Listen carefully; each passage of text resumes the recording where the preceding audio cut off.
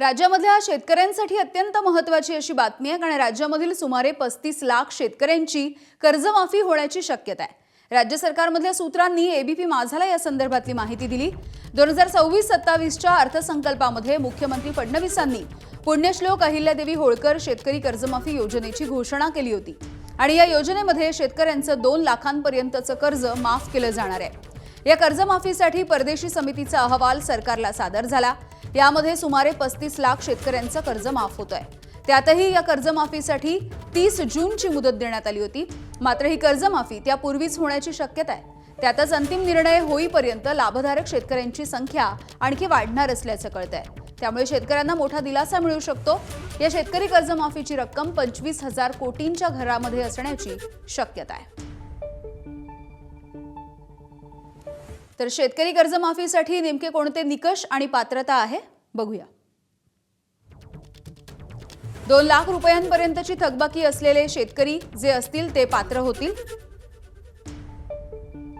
ज्यांचं पीक कर्ज थकलेलं आहे असे शेतकरीच यासाठी पात्र राहतील।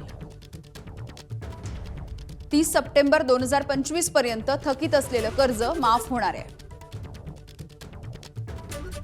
नियमित कर्जाची परतफेड करणाऱ्या शेतकऱ्यांना 50,000पर्यंतचा प्रोत्साहन लाभ दिला जाऊ शकतो।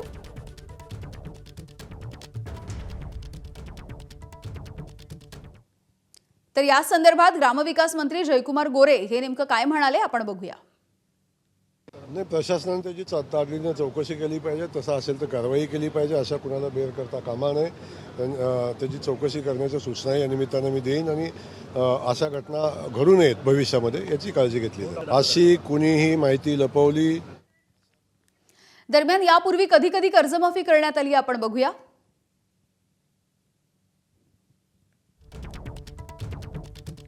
दोन 2008 साली केंद्रामधील यूपीए सरकारकडून शेतकऱ्यांची कर्जमाफी झाली आहे। महाराष्ट्रामधील सुमारे 36 लाख शेतकऱ्यांना फायदा मिळाला। 2017 मध्ये छत्रपती शिवाजी महाराज शेतकरी सन्मान योजना घेण्यात आली। यामध्ये थकबाकीदार शेतकऱ्यांना मुद्दल आणि व्याजासह 1.5 लाखांपर्यंतची कर्जमाफी देण्यात आली। पुढे 2019-20च्या दरम्यान महात्मा ज्योतिबा फुले शेतकरी कर्जमुक्ती योजना, शेतकऱ्यांच्या थकीत पीक कर्जापैकी 2 लाखांपर्यंतची कर्जमाफी आणि यानंतर 2026ची पुण्यश्लोक अहिल्यादेवी होळकर शेतकरी कर्जमाफी योजना, शेतकऱ्यांचं 2 लाखांपर्यंतचं कर्ज आता माफ होणार आहे।